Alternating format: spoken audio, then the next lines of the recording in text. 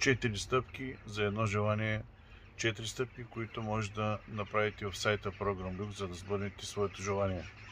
1, 2, 3, 4. Направете ги и няма да съжалявате. Знаете ли, много хора говорят за манифестиране, за енергия, за трептение.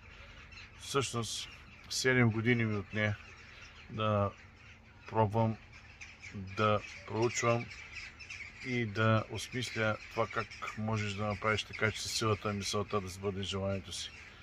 И това, което ще ви кажа, е, че това трябва да става машинално, несъзнателно.